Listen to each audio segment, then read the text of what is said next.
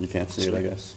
Okay. Are you innocent my camera? Yeah, if I would bring it up, then that would result in a strange loop. Not if you had your audio off.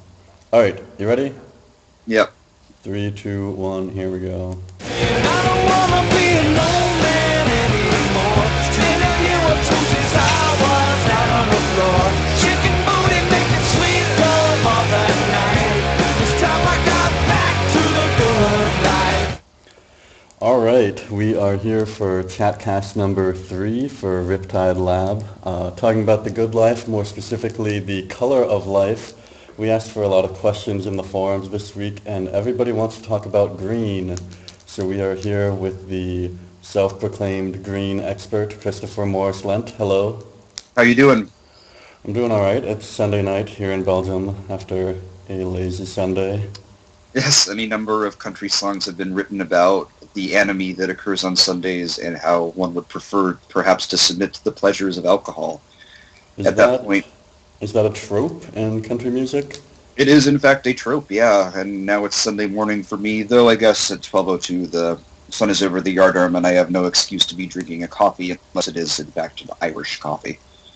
So where along in your training have you been exposed to country music? That seems something that is antithetical to the CML experience. Oh yeah, I'm way too pretentious, but I am using this as a nice meta call to mitigate my pretension, which, if I acknowledge it, actually makes me more pretentious.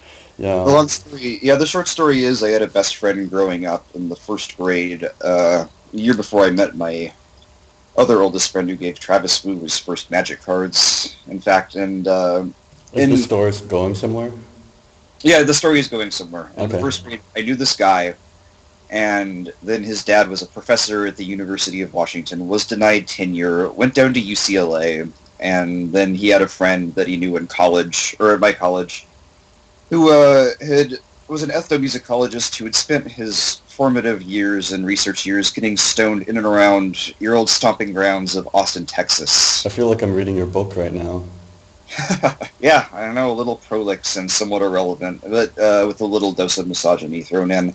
Anyway, he was my favorite professor in college. He smoked a lot of weed. He recommended certain barbecue places in Lockhart, Texas, to which I made a pilgrimage, and I wrote one of my magna opera, the plural of magnum opus, of like a 30-page paper about country music in the Big Lebowski.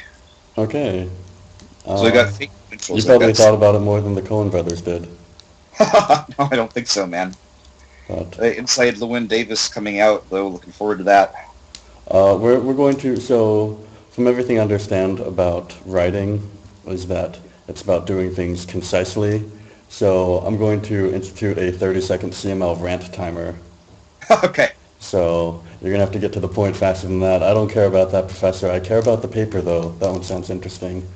So we're going to start shotgunning through these questions, and we'll let ourselves ramble a little bit. The first question comes from Lucas. I don't know how you pronounce your forum name. He wants to talk about ramp. He wants to know where all the sweet ramp decks have gone, and he says he doesn't run the big rampy artifacts, the ones that tap for 3 mana despite only costing 2, or tap for 2 mana despite costing 1, and that he took Rofalos out of his cube, and he's not really seeing much ramp anymore. Okay, so I have 30 seconds for this bad boy because I. No, we can talk about. Oh, you have. Oh, okay, no, ramp specifically. Yes, I should have these during dates. Actually, I think that probably happens during dates. Anyway. Okay. But I digress. Mainly, I have the ramp in the form of the 1 CMC creature. It is imperative that you try and lower the curve of your cube so that people do shit on turn 1, and that's how you beat control. Or that's how you keep the decks strong enough so that you don't have to artificially nerf control a bunch, along with the high power level fixing that comes into play untapped. Mm-hmm. So my ramp is mainly in the form of 1 CMC stuff. There's Search for Tomorrow and Utopia Sprawl for non-creature stuff at 1, and I love both those cards. But then I just have a bunch of mana dorks, like all of it you can think of: Deathrite or double Deathrite, single Hierarch, and an inversion of your scheme, Jason. Yeah, I mean, Deathrite is a card that's so powerful that it doesn't always necessarily support the ramp deck. You know, like Yeah, you're going to be pretty hard pressed to find a cube deck that does not want Deathrite in it. it's true. However, remember that there are only 200, or there are only 20 fetches and 450 in my cards, or 360 for you, whereas in a game of Modern or Legacy, there will be 20 fetches in between the 120 cards. Mhm. We actually So, had in the finals of my last cube draft. yeah. It was someone made for the first time ever. They tried to make like a five-color good stuff deck, and Yeah. they did my Tribal Flames opening of turn one Deathrite into turn two Geist of Saint Traft, which Yeah, was that, beaten by Innocent Blood Snapcaster Innocent Blood. very So nice. the guy stabilized at 2 life and then managed to pull it out from there with a blue-black control deck. So that made me Wow. feel pretty good about my cube, that these insane openings are going against each other and being very interactive. Where do you fall That's great. on That's Rofalos? the ideal, right? I don't like Rofalos at all. I really don't like those mana rocks. I share the disdain for Warren Power Stone and their ilk. I hate Thran Dynamo. I hate Grim Monolith, especially. Yeah, Grim Obviously, Monolith Soul. is a little strange in the power. I mean, I really don't want my decks going turn 2 Monolith, turn 3 Worm Coil, or We can whatever. turn one off the Ancient Tomb in the Funsies land draft, too. Or like a Yeah. Mox. However, I yeah, don't like think for... that, I mean, I run Coalition Relic. No, it's a great card. Yeah. It's Eric kind of is saying efficient. boo to Mana Rocks, but I Actually, like, it has play to it, unlike a lot of Mana Rocks. Um, not too much play. I just think it's good. Maybe Warren Power Stone will be alright, now that I think about it, because Relic is certainly a much more powerful card, and it's in my cube, and it's kind of fun. mm. So I Uh, have Rothlos in my cube. yeah, There are a couple things that I don't like about it. I hate it a One, I lot, too. mean, cube. Almost everyone runs cube as a very like multicolor experience, Hmm. and Rothlos is one of those monocolor reward cards. And this will tie in later because you and a couple others have been trying to make devotion happen, which I have some pretty strong opinions on. But Yeah. I really did not want to be like, I feel like it's a bad sign to your players to be like, oh, here, play this mono green deck. And the mono green deck was always bad. You know, like I'm Yes. not going to put Phyrexian Obliterator in there and say there's a mono black deck for you to play. Yeah, I had like Cabal Coppers, Gatekeeper of Melikir, Yeah. Ball And Lightning, beyond that, there's like, just from Strike like a Bear. combinatorics standpoint, like the number of like the variety of decks that you can make within one color section is so much lower than what you can make out of two or three colors. Yeah, Um, that's where the hybrid comes in to save devotion and also, give it a nice tension between the high power level of the fixing and the ubiquity of yeah. multi. But I agree, like with Raphaelis, there is no such tension. You just will I, tap 3 on turn 3 and kill them.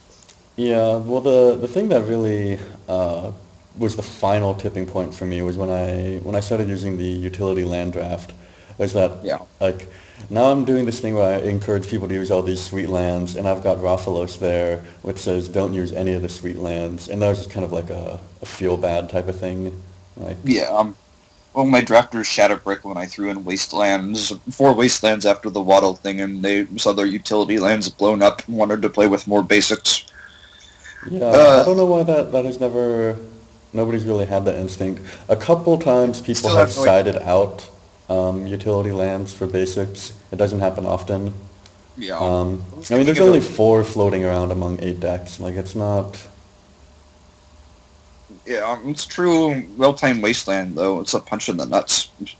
Yeah, but usually there's like a wasteland target from just a regular fixing with or without the utility thing. Like, Yeah, we can playing play a around. utility land is usually not going to suddenly turn on wasteland, and the lower powered utility land options are usually not the ones targeted either. So, Yeah. No, it's true.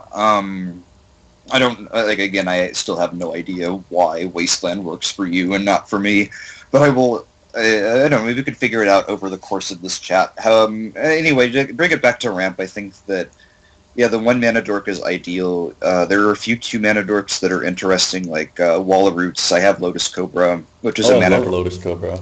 Yeah, it's a great card. It's super cool. It's really unique. It's Hmm. horrible against sweepers. It has like a high upside and a pretty high opportunity cost. It's a sweet card. Then I like Wall of Roots. I don't like Sylvan Caryatid all that much. I like Bloom Tinder a little bit, the Eventide card. Is that the one where you tap for number of permanents or something? Number of colors that Number you of have. colors? Yeah, it's like the opposite of Devotion, ironically. Yeah, I like that But a lot more than Devotion. I was thinking earlier, I'd be a more, they work well with each other. They fight each other, I think. yeah. Okay, so there's a comment in the chat about mono green. Dom says that it's not necessarily bad, but it's difficult to assemble. Yeah, Um, I don't think that mono green has a lot of play to it. I don't think it's a very like splash. it's a very linear deck if you're just doing like mono green ramp. It's Um, true. Have you seen the mono green? Well, yeah, the decks that have come out of Standard have been very much in that vein. There was mono green, or there was Eldrazi green, and then there was like Dungrove green, and then and there was there was, a green deck that topped out with Craterhoof. yeah, oh yeah, the elves Yeah. list recently, splashing blue maybe for Biomancer, and then there was in between those there was the MGA deck, which had the plan of turn 1 birds and the turn 2 Sword of War and Peace. Hmm. Um, it's kind of dumb, and obviously Dungrove kept it all together, and these decks were utterly abysmal against Wraths, with Strangleroot Geist providing only small consolation. But the great thing about Green is that it's very easy for the drafters to customize. Like, you're going to splash 1 or 2 colors, and it's very easy for a cube designer to just throw in whatever, like go as overboard with gold as possible. Hmm. So Yeah, what? what do you think about let's a lot of times I like to look at like a constructed parallel. Yeah, Um, if I think about ramp and say modern, you've got Tron, which obviously is not really feasible in it's not cube. rampant. It's 1 land drop a turn. It's stupid combo. Yeah, and then you've got Scape Shift, which is kind of Yeah, fully turn. fueled by 4x Primeval Titan. Yeah. Oh, depends. Are they all playing Titan now? Is the cryptic version dead? The ones that I've seen have been playing Titan. I mean, I'm not an expert on the format. Is there any semblance of ramp in Legacy? Yeah. There's Will Green Suns, of course, Well, and what's that deck doing? Like, what's it trying to cast? Stoneforge Mystic, Knight of the Reliquary. That's not Uh, really ramp. Green Suns for some more. Oh, you mean like ramp in the sense of make a huge guy? Yeah, sure. There's Nick Fit, which has the stupid name, but is sweet. But that's natural order, right? Nick Fit. No, well, No? okay, so Elves is certainly ramp. Elves is like combo ramp, but no, Nick Yeah. Fit is the Veteran Explorer deck. You'd love it. You sacrifice your Veteran Explorer and you grab 2 basics and I saw watch as someone your... make a pod Veteran Explorer deck in Yeah, Legacy once.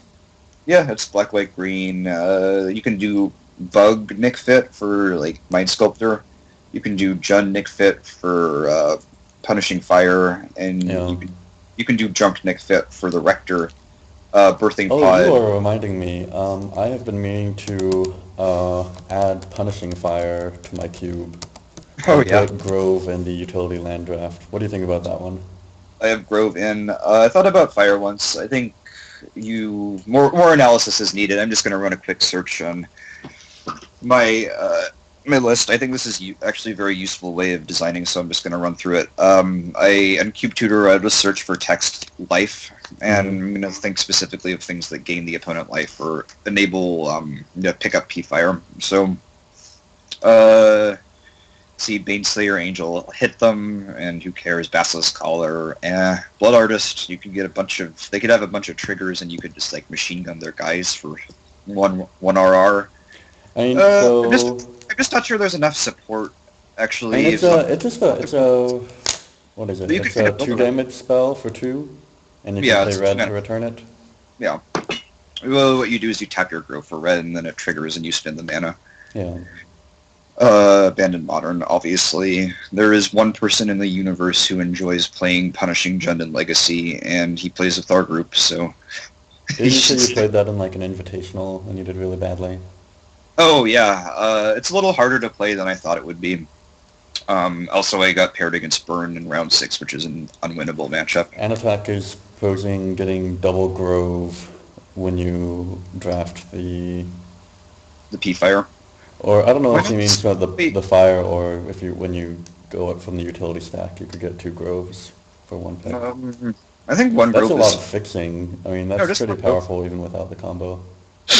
Grove is quite good. Just play it in every RG deck, regardless. It's like Taiga. Yeah. One Life is rarely going to be all that consequential. You know what I I'm disappointed in? My cubers are finally starting to catch up on. What's that green-white future sight land called? Horizon Canopy. Yeah, people have started...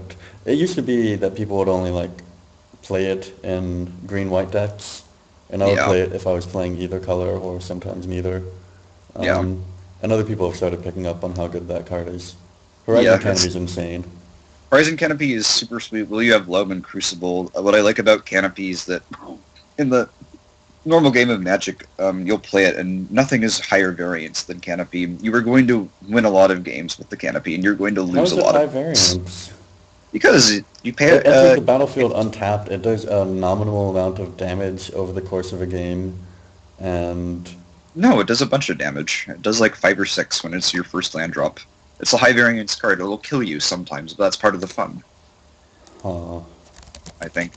I love Horizon Canopy. I put that in the Funsies draft. I have one for the Funsies draft. I think we might be divergent. I just have one piece of fixing for every guild and a few other random ones. yeah, I only do 5 color fixers in there Yeah, I currently. like Grove. I have Canopy in the main cube. Like I have the 4 cycles, and then I have Canopy and Colonnade and Tarpit in my main cube. Whoa, where's the love for Raging Ravine? I don't know, red green's fine. I love Raging Ravine. I love all the World League lands. I'm trying to do things to improve control in interesting ways. I mean, our last draft was won by just straight blue-black control, so it's clearly okay. Yeah, My new thing that I'm gonna do, and I post about in the forums, is I'm on 2 brainstorm right now, and I'm gonna add a third and play Bonfire of the Damned. yeah. I would say that's definitely worth a try. It's I funny. feel like Miracle is maybe underexplored in Cube. I mean, like, I had this initial, like, I I just have do not turtles. like Entreat the Angels as a card. I think it Yep. leads to Yeah. stupid games, but Yep. I am fine with Control setting up early, board wipes off a Bonfire. Yeah, or a Mystical Tutor for Terminus is pretty solid. Wipe your Yeah. board on turn 3, even through Athalia or something.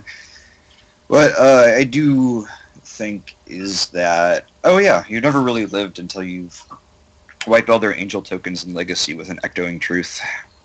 So good. Yeah, popper cards coming through. Yeah. So Dom says that he likes the Scry lands. We've got half a cycle. Would you consider running those in your Funzy draft? they are in the Funsies draft. I think I have all of them. Maybe 3 of them. Because, okay, so I got white-black for sure. Blue-black for sure. Green-red is a Grove instead. Um, Red-white is just another Sacred Foundry because I'm lazy. And what's the last one? How have they been doing for you? Are people running them in attacking decks?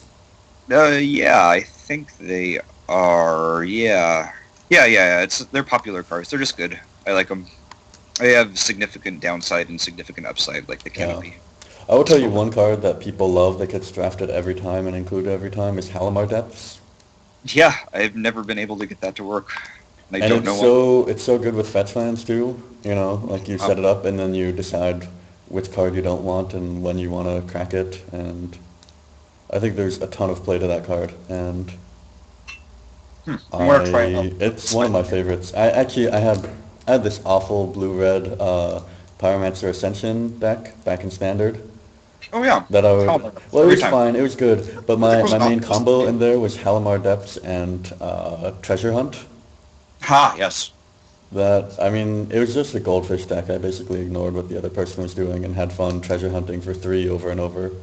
Yeah, well, sometimes you need to kill their creatures. Yeah. But yeah. Well, that is a nice deck. I think, yeah, that was kind of a deck, right? It was And I okay. had the full art promo treasure hunts too, so that deck was You just blinged really out.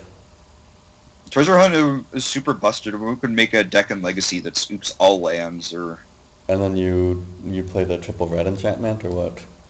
Yeah, or swans, seismic swans or something, or conflagrate is another possibility, lightning storm, that kind of thing. Mm-hmm. The ad nauseam deck in modern kills like that. The topic of bonfire, though, so I've been thinking about it a little myself. Red has a lot of sweepers because as I've increased the power level Mm-hmm. of the cube, I've just been able to throw in more sweepers, and then it's just a nice slugfest between control. Can I tell you, I'm so happy that Anger of the Gods came out. Yeah, it's Red great. Sweeper that just says "fuck you" to the zombies deck is Fuck the grave crawlers. it is good in my book. I love And Misorder. also, so I've been playing. I've been writing about it a little bit. My next Yeah. Channel Fireball article will be on it. So it's basically the sealed format where you make a number of 15 card decks and you play a best of 7 with them. Hmm. And exile effects are so cool in that format because it revolves around like you put things in your graveyard and then you can pay life to shuffle your graveyard back into your library. Right. And that's how you keep the game going. And having It things is. not hit the graveyard is a pretty big impact. Yeah, I am greatly interested in how all formats are not intrinsically playable. It's rather a miracle that Magic is as good as it is as a game. Like we talked about how that and StarCraft are just impossible to Mm.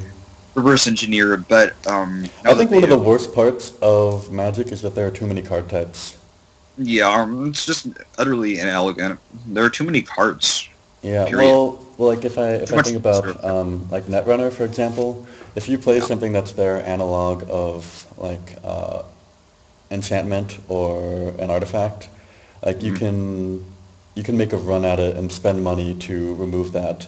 And in Magic, there's this thing of like if they have an enchantment, like unless you have something that specifically says like destroy target enchantment, Yes. you're not really gonna get that. And I feel like the You're not going to interact with the enchantment. Yes. yeah, like the removal for things is spread a little too thin. Like there's a reason that they're willing to print, uh, say like really powerful enchantments or artifacts in an enchantment or artifact block because you have the removal for it, you know, like The stupidest thing about Theros is that there is no card. I was looking forward to this card from Theros more than anything else. It was a hypothetical card that destroyed artifacts and enchantments and had comparable power level to Kasali Pride Mage or Wickerbow Elder, but it did not happen. yeah, well there's expansions Yeah. coming out. Yeah. So Born of the Yeah. Gods or whatever it's called. Sorry? I said Born of the Gods will be here in sometime. I don't know. I don't really pay attention to that. Yeah, a couple months, I suppose. We have a little time to wait, but I'm, yeah, I'm but I'm hearing rumors that the current standard is just like atrocious. it's really, really bad. Well, I figured out a deck that we're going to play at the Invitational 5 days from now, though, so I'm excited about Uh-oh, I wouldn't spill your tech. I think we have at least like 5 viewers here. it. All right, we're going to figure out the Devotion deck with the best card. That's all. That's all I'm going to say. Okay. And so oh yeah, because there's a paucity of those green dudes that blow up artifacts and are main deckable, and I cut stuff like Duergar Hedge Mage and Yeah. I mean, the Intense Street. biggest thing that they do in Magic as a whole is print main deckable hate. You know, Yeah, you need it. Or you can't. I would like just never. Graveyard or Deathrite Shaman is like probably the biggest blow to graveyard strategies. There's just some Yes. ubiquitous one drop that eats things from the graveyard. Well, the interesting thing is, though, that yes, it is in a deep sense, but it is also sometimes a boon for the harder core graveyard strategies because if everybody's playing Deathrite, then the soft graveyard decks will go away, and nobody will play any graveyard hate except for Deathrite, and then you can just fuck them with like a Gristlebrand or whatever Yeah. when they're tapped out. But yeah, it's good. Anyway, that's part of the reason I actually never mind. I can't say anything about All that. right. Well, we're gonna jump to our next That's question fun. then. I like Uh, the redundancy for blowing up the enchantments and artifacts, and also I think rather than a second grove, especially when you have Crucible and Loam, you might consider Expedition Map in the utility land draft. that was one of my original ideas, and I didn't do it because I didn't want to. You know It's how the totally Magic public is. It opens up like the slippery slope stuff that people love to talk about. Like, like it was a pretty big pill to swallow to be like, hey guys, I'm adding this stupid land draft, yes. and oh by the way, there's a non-land card in there. Yeah, I guess my play group is just used to And it. I don't see like from a design standpoint how that brings so much additional utility beyond just putting the map in the cube.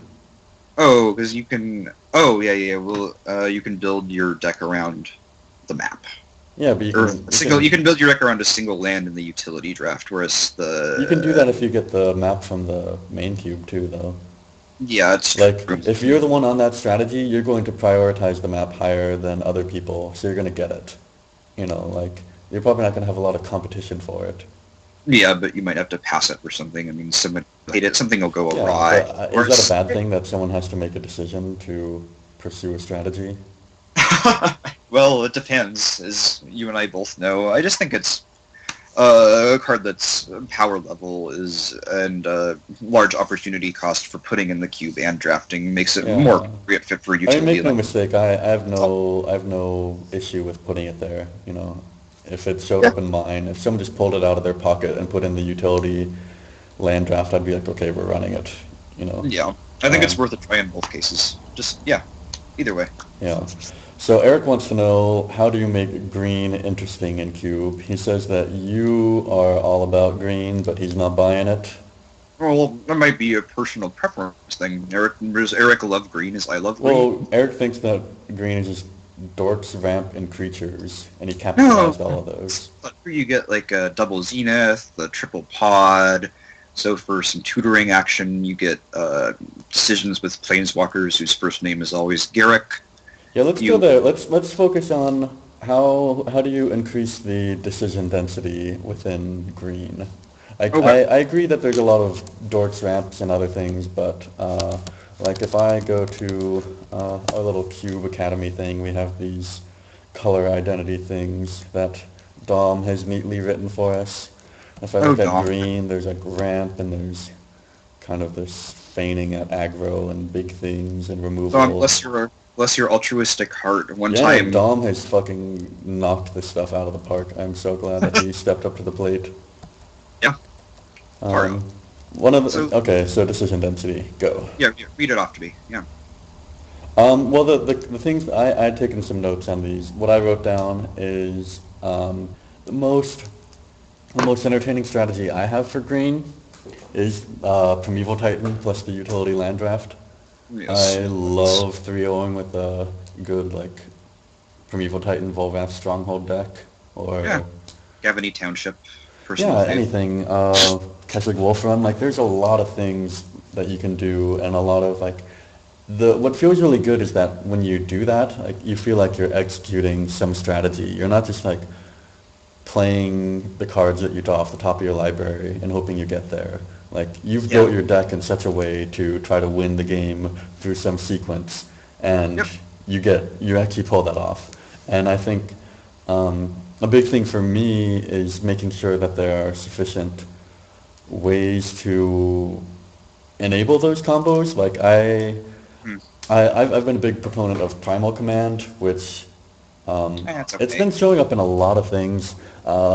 I played against Hannes's, like he played this Bant Pod deck that went 2-1, and at one point he shuffled his graveyard into his library to like get back all his cool creatures that he had sacrificed and get Ah. chains going again. And then he tutored up his finisher at the same time, and it was just like totally backbreaking.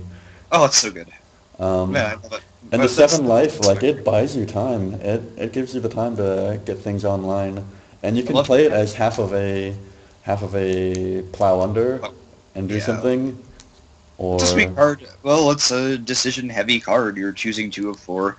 It's an expensive spell, but it's a haymaker, even if it's not a board-affecting haymaker. Let's see. May I just go off into my spiel about green? Can I just talk about green yeah, for a talk, bit? talk. Okay. Well, I'm just looking at my section and reading up from the top. The Cube Tutor ID is 114. If anybody wants to follow along, that's 114. Stuff like the 3 pods, which are very difficult to play. Well, like Malira Pod is the most challenging deck to play in Modern, for example. And Can I Cupid's stop pretty. you for a second and talk about Pod? Yeah, yeah, So Pod has never 3-0'd one of my drafts. He had 2-1s a lot. yeah. Um, how do you feel about that? I don't know. I often draft a pod deck that's super sweet, but I'm too drunk to play it well. Yeah. Because this cube, like, well, it comes down to maybe the question of why not have four ponders, and not because four ponders aren't sweet and decisions aren't fun, but because waiting for your opponent to agonize over these marginal things is more appropriate for a big legacy event than a bunch of drunken guys fucking around with their cube. Yeah, I mean, you might be going for a different experience than I am. Like, I run a very tanky cube, Yeah. and I kind of love that. Like, if I'm not being challenged to try to figure out what to do correctly, like my cube is about two things. It's about being tanky, and it's about having fluid board states that don't stall. Like, Yes. and I'm really happy with the dynamic that it has. But I guess one of the questions to look at is like, say you have a strategy, and you know that it's not tier one. Like if I'm going to try to tanky is like going into the tank is what I'm saying. Like Yeah. you have games that you really have to think a lot about how to sequence things and how you're going to pilot your way through it. There was a Yeah. question in the chat. So what I was trying to ask you is like, you know, birthing pod is not, if I want a 3-0, I'm not going to force birthing pod or anything. But But people love to play it. maybe it's good though. And well, I guess what I would say is that yes, I like the nice tanking thing. I like the whole density, and I do think the point of cube is for good players to challenge themselves and just fuck up hugely, but also sitting around waiting for your opponent to like agonize over a ponder or for like several minutes at a time or like 1 minute several times over the course of the game is not as fun as well if those I don't effects know. I have mean, you're there with friends. You can talk to people while your opponent is like thinking about something. It's not like yeah. you. Oh, it just gets a little tedious is all sometimes, and that's why I took Loam out of the cube because it was a pain in the ass. I'm actually wondering if Loam is even good. I have not seen it in a good deck in a long time. Don't you have Wastelands? I do. Well, then it's good, right? Isn't it? I don't Yeah, have Wastelands. it doesn't come together as often as you would think, though. Yeah, that Um, really surprises me. Look, I would love to come and draft with you guys in Antwerp or Ghent Antwerp. or Antwerp. Okay, so is that Flanders or Wallonia? It's Flanders. We don't speak Flanders. French here. Yeah, fuck the Flemish. Or I'm sorry, fuck the Wallonians. Dom says Anyway, he was going to use Loam as his contest card. You still can. I mean, you can make an argument on what you want to do with it. Um, uh, if you want to show us the light, Dom, of like how to do multi-loam, I am all for it. What I would be looking for is like multiple overlapping ways to support it that you want in the environment, even if you're not running a loam deck, and that you can do like some dedicated loam thing. who wants Seismic Assault if you don't have Loam? Who wants... I do not want Seismic Assault in any cube I'm running. Yeah, I think it's a sweet card, but Oh, I'm sure it is, but it also works with no other cards. like my market for triple red narrow cards is not very high. You know, I don't Well, want any triple red cards as is. it's not a 3-drop, which makes it a little more accessible, Yeah. but yeah, it doesn't work well with anything No, else. I'm gonna force you to answer my question though. So like you think about like there are people who for whatever reason love to draft like the Demir Mill deck in Gate Crash. And I feel like Mill took up like way I mean that was a strategy that took up a lot of the set, but Birthing Pod is like 4 cards in my cube. Like at what point do we at what point are we okay with like that how much support can we give to like a fun tier 2 strategy? And is Oh, that an make issue it- we should be concerned with? You gotta buff it a little bit. If people really aren't winning with it too much, you gotta buff it a little bit, and for pot it's pretty easy. Just make more creatures with 1/8/7s. No, I mean like yeah, so I put in you know like I've got Huntmaster in the Fellows Yep. instead of Bloodbraid Elf, and that's a sweet combo with Pod. Yep, Love Master. Pod it, flip Love it. Master from a decision. That's a really cool card. It's not that its win rate has been bad. I mean, I'm sure it's hovering somewhere around 50%. It just hasn't hit that 3-0 mark. What's the question of what is the birthing pod deck? There are decks with pod, and there are many kinds of birthing pod decks if your cube is designed well, which it is. Hmm. I guess I would just add some more cards that go well with it, like I enjoyed, for example, the zombie pod thing, which of course you have. Mm. Potted Erebos into Grey Merchant for 17 or something. It How was did you have that magnificent. much shit on the board?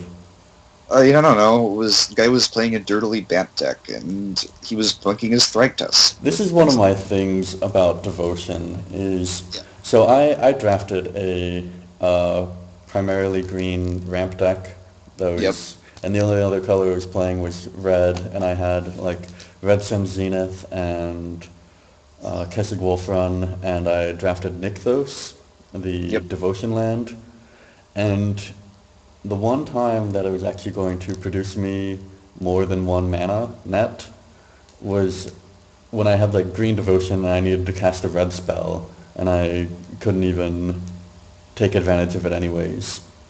Yeah. Like there just aren't that many. I was playing a lot of really the enablers like the triple green Gark and these sorts of things, and I did not feel like it was there. I tried hard to draft that type of deck.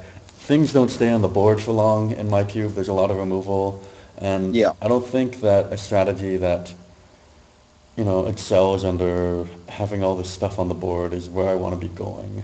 Yeah, a lack of interactivity, in other words, which is how they have made it work with the enchantment theme in Theros Limited. Yeah, that's definitely a caveat.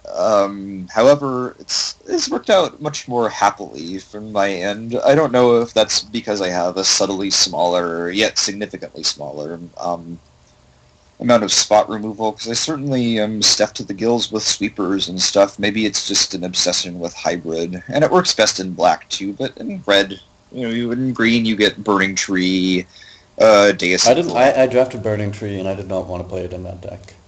No, yeah, well, it's silly because it's so good. It's awful in like a ramp deck. Like Oh, it's awesome with Nykthos, though. It's just so good. Burning Tree is great in a ramp deck I with think putting Nykthos. Nykthos in the utility land draft thing is about as far as I'm willing to go to support devotion.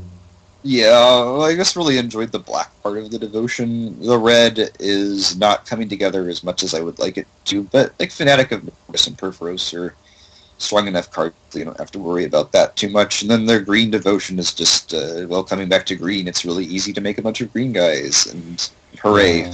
Lucas is incredulous that nobody's 3-0'd with a pod deck in my cube. Well, the thing is, like, surprising. well, Well, it's hard to most play. of the pods end up going to one person. So, like, if someone just has a random pod, they're not gonna put it in their deck. I've had people 2-0 a 4-man, and I've had multiple 2-man drafts that have been won by pods, but I've never had a 3-0 and an 8-man. That's a sample size issue. Also, I don't Yeah. think it's particularly helpful to obsess about which decks are 3-0ing so much as, or to, I guess, classify the data in that particularly punctilious way so much as it is important to listen to the feedback of your players. Like, remember, there was this one guy who linked his cube list of like 7 or 8 months ago, and then he has his a spreadsheet of all the results of his cube, along with so it has the record of the deck, it has the color distribution of the cards in the deck down to thirds of a card for what I can assume are shard cards, and then it has the name of the drafter, and then I'm sure he's tabulating this data to see how the colors do against each other, but I don't think that's a particularly productive way to go about balancing a cube. It's like the classification thing. It just seems like an unimportant detail, or color Yeah. balance. No, I mean I'm pretty happy with it. There's always somebody who's excited to put the deck together and has a lot of fun with it, and the deck looks different every time I see it. Yes. This last draft, Hannes was playing it with like opposition and doing lots of pod chains that left a body behind, Yeah. and How does that. anybody ever lose a match with opposition? It's just so good. I mean, it's good once you get it going.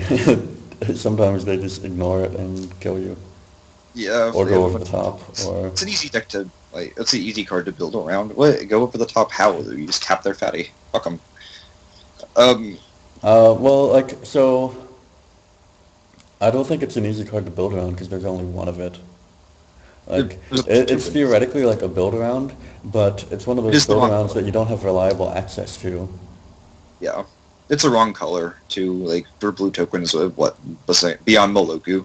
I guess you plod Glinolindra Archmage into Thragtusk or something. I saw James Stevenson pulled together Maloku plus Shelldock Isle. That was fun. Oh yeah. Yeah, it's pretty magnificent. Also, Upheaval plus Shelldock. I've been having a lot of fun with Upheaval in my cube lately. One of the major I didn't like that Upheaval just fell into one of those, like, I don't know. It's pretty fun, surprisingly. Or maybe I'm just... I've taken a lot of that out. There seem like there's this, like, I kind of lump it in with Wildfire as, like, strategies where you, like, play a big spell and have a Planeswalker on the board, and then you win. But Upheaval, you bounce your own Planeswalker. Yeah, I know, but I've won many games by, like, using original Garruk to get to 10 mana, upheavaling, and putting Garruk back on the board. Yeah, it sounds about right. I think it's a cool card, as long as... I've been a little bit worried about actually slowing the speed of my cube a little, because I've cut a number of the 1-drops that people weren't playing. Maybe I just What are want your to... ramp decks trying to do? Because my ramp decks are trying to hit a 5-drop and overpower you. So a couple things. I guess it depends. Like the green aggro decks are obviously playing about as many dorks as they can reasonably do, and then like 4 to 5 is pretty much ideal. Then you find a Knight of the Reliquary on turn 2, or just like another 3-drop, a pod, Yeah. or whatever. So that's one, or a Boon Satyr. I run double Noble Hierarch. I consider that card pretty good for the green-white little kid deck. Yeah, it's the best card. It's the best mana dork. Especially with the white double strikers. Yeah, it's ridiculous. No, Noble Hierarch is insane. Of course it is. So Noble Hierarch, Llanowar Elves, Tree Speaker, Vindhorn Elves, this bucket, then Birds of Paradise. A couple aggro. The ugly one. Yeah, it's just... Oh yeah, Justin Hampton is hideous, known for his pictures of muscly men with, in this case, horrible red and yellow beards, as if House Lannister somehow made it. That's probably my favorite Riptide Lab article I've written. Oh, the worst art. No, the one on which functionally identical 1-drop elf to play. Well, shit, man, it's got to go to Elvish Mystic, because New Border, obviously. No. Wait, Entwine then, or choose 2 of 3 in my case. So then, yeah, I'm going to interject you right here. Thoughts on Boon Satyr? Love Boon Satyr. Play Boon It Satyr. is so good. Sweet card. I had a deck over the weekend where I was attacking with Strangleroot Geist and like another dude, and they blocked the Geist with like their 6-drop. And I flash in Boon Satyr, and it kills their 6-drop, and I'm left with like a 4-2 and a 3-2 from the exchange. Like, that is so good. It's a magnificent card. It feels so good to do a combat trick in Cube. Like, that is not normally something you can do. Yeah, it's a second playable combat trick after Gorklan Rampager. And I think it's so much more interesting as a card than Wolfear Avenger, or, like, I wish that if Yeva said you could flash in any creature, I don't know why it has to be green on that card. I would play it. I don't think it's just bad either way. I think Yeva just sucks, and his 4-drop is way too much competition for her. On the other hand, Pelukranos is totally sweet. I'm so happy about that card. So my wish list for like Magic Cube cards for a long time included a card that intersects between ramp and removal. Yeah. And now we have it. Inferno Titan comes to mind as well. Yeah, definitely. So then, those are the dork ramp decks, and then they comprise most of it. One thing that I need to look more at is adding more non-creature-based ramps. So, for example, I have, this is where you get into the Humana stuff, I have Farseek, I have Sakura Tribuilder, which doesn't, it's like, I have... It turns on Morbid. Yeah, I suppose so. I have... Yeah, that's really good with like Skur's Dag High Priest. I put it on my my sorcery section though, and I got Cultivate. Yeah, and of course the aforementioned Sprawl and Search and Wild Speaker. Do you play Growth Spasm? I don't know. Cost 3. I love that card. Yes, I know you do. It was so good in draft too. It gets you to 6 on turn 3. So yeah, it's just like the Coalition Relic we were talking about earlier. Yeah. My favorite Growth Spasm moment was I played it with Rakdos Sarkhan, and twice in a draft I turned the spawn token into a 5/5 dragon. Man, yeah, Sorry. Like, there are just always things you can do with a body. Like, Eldrazi spawn tokens are Taps. maybe my favorite mechanic that has ever been made in Magic.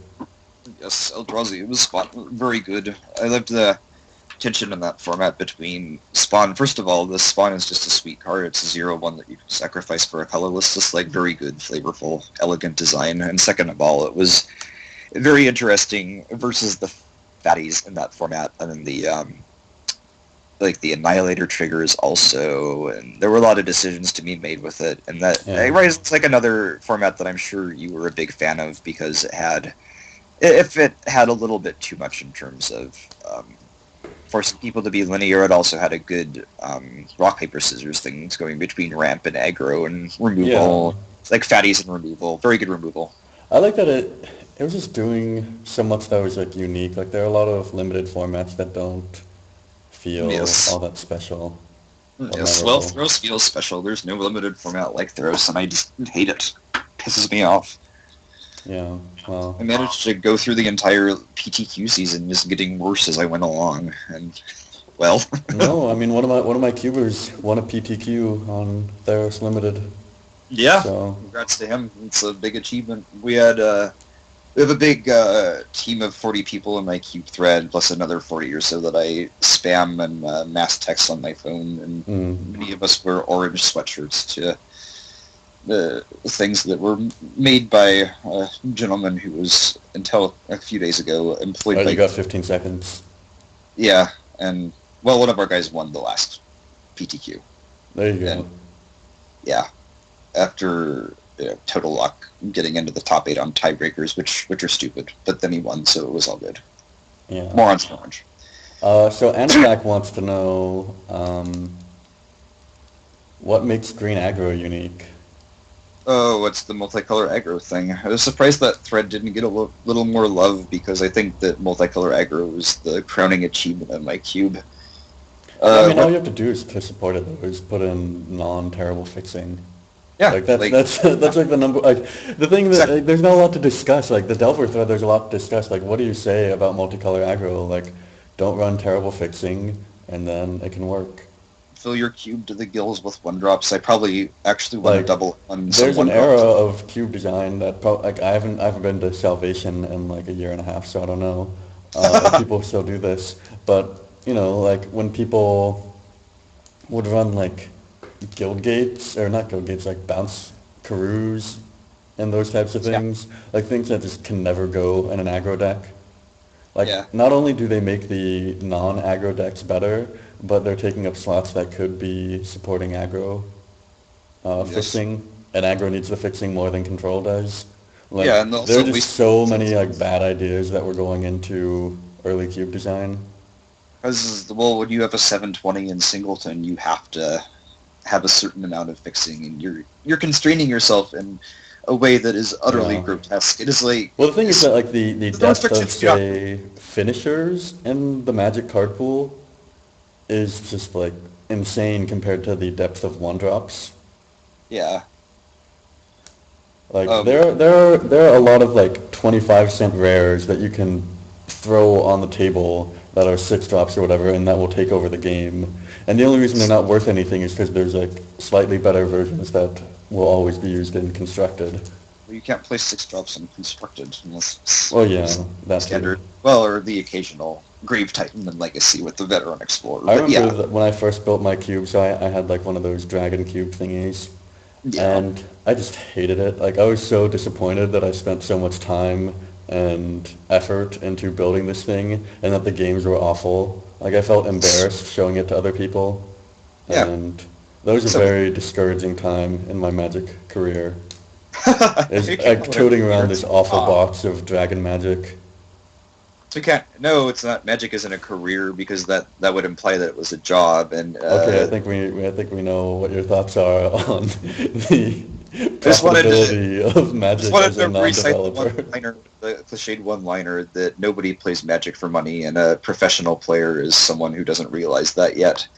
But yes, when I built my cube, I had a slightly different telos than that. It was at the very beginning. I just threw together a bunch of cards that I had, and it actually ended up being quite a bit like the Moto Cube, except for without the top end of like really powerful stuff like Grim Monolith or Yeah. like Mind Sculptor or whatever. Probably not even Elspeth.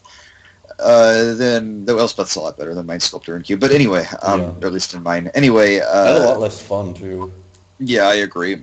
I like. I've been digging Soren actually. Soren, and I played a modern tournament yesterday. I don't see a big distinction between Soren and Elspeth. I The gotta emblem say. is so good. So, Well, here's my like test for planeswalkers is Soren like is say your opponent has like a 3-drop and a 2-drop, and you yeah, just like put a planeswalker on the table. Does that planeswalker just automatically win the game?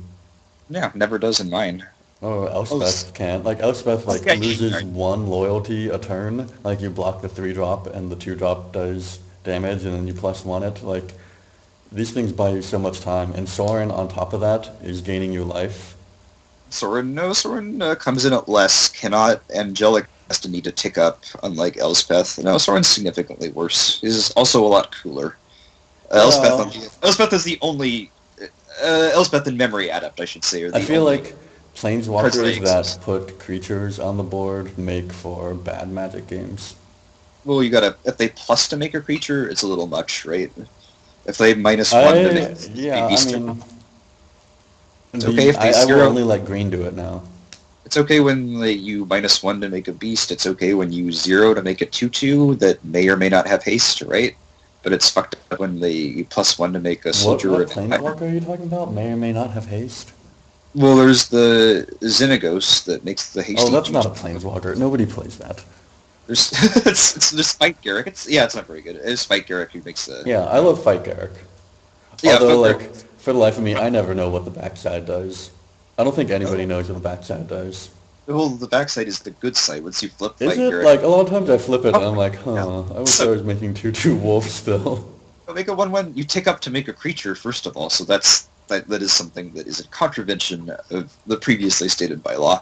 And you also get to tutor and you get to overrun. No, when you flip Garrick Relentless, it's just like Garrick the Isn't the Veiled. overrun? I got it up to ultimate mana once and I had like one dude in the graveyard. I was like, I do not want to overrun this thing. Oh dear. Hey, sometimes it's enough Triumph of the Hordes, but yeah, it's an overrun that you have to set up, which, in my humble opinion, makes it even cooler. I No, I love mean Garrick. it is cool. I don't anticipate me taking that card out of my cube anytime soon. Yeah, Well, it's another one of those intersection between like ramp and removal. Like the ramp deck wants to play green, fight dark, and it also wants to kill other dudes if it needs to. I think everybody likes Spike Garrick, though he can be quite underwhelming sometimes. He's super splashable. I don't know how I feel about that. I almost feel like he's too splashable sometimes. I like that he's splashable. So like, whatever. The blue decks need a little bit of help in my cube, and so one of the things I did, like I tried the Delver theme and it didn't work. I tried Double Cloudfin. We saw the thread. It was kind of a Yeah. shit show. We eventually came. Well, I came back to like. I feel like I'd have to just like play your cube sometime. I feel like there are some fundamental differences that, like I'm too Yeah. lazy to really go through your cube tier list and study what all is different. Yeah, I mean, I'm not too lazy to look at yours and try the same, but I have also done it and come up empty-handed with, like, as to why. I have no idea. Yeah. Let me tell you, in Like, this 15 card format, a deck that has Delver plus Brainstorm in it is just awesome. so good. Yeah. So good. Yeah, Because anyway, like basically you're making like mini 60 card decks, but you're just dividing them in 4. yeah, it's magnificent. I thought about, like, we failed to find a lot of, well, I failed to find a lot off of fetches, because my mana bases are perhaps a little baroque, and I was thinking about 45 card decks instead, maybe add a little more variability, That'd be make the fine. I tutors, mean, like, make the we tutors a little think about, like, we're so, like, we're tied to, like, these 15 card packs, but yeah. it's kind of ridiculous because actual packs are 14 cards, so I don't know, like, why it's so sacred to, Well, they used to be 15. yeah, but, I mean, it's been a long time since, there's a basic in every pack now, unless you are returned to Ravnica Part 3, whatever that was called, Dragon's Maze, that had, Dragon's like, no Maze. dragons in it. Dragon's Maze sounds like an Asian porn site. Was there a conclusion to the plot? Like, did one guild win? Did something happen? I don't know. I It haven't seemed read. really anticlimactic to me. Oh yeah, the story is awful. It's just the flavor of Ravnica. It's Yeah. Eastern. Well, I It's- don't pay attention to the story in any Magic set. Yeah, fuck that. No, I haven't read a magic novel since Nemesis. Oh, Which, they have novels? I was yeah, just they talking had about like the novels. website. The magic novel of Nemesis was pretty terrible, which means it was marginally better than the set itself. I remember there was a sex scene between Urtai and Belby that just titillated my 12-year-old self. Yeah. I Sounds blame pretty Will hot. Martin for this. Yeah, my old friend Will Martin, whose high school newspaper column was called Force of Will, but I didn't get until a few years ago. Yeah. Anyway, In for my Green, in my English class when I was like 15, they played that sexy Romeo and Juliet movie. Like oh not the god, newest one, but the second the newest one one. with the one set in Southern California, right? No, I don't think so. No, not that one. You gotta watch that one. It's almost as good I as. have seen that one. That one was awful. Oh, it's so good. I remember like one of the characters like shot the other one at like a gas station. Yes, exactly. It's so good. Yeah. Bite your thumb at. Hey, on the car ride, one of our guys was talking about how certain colors in different parts of LA will mean different sorts of gang things, but the morons in orange are rather unsurprisingly not affiliated with any, being more appropriate for riding the bicycle in the dark than to evading the police in the same. Anyway, I want to talk a little more about green aggro. Yeah. Let's get there. Yeah, I love.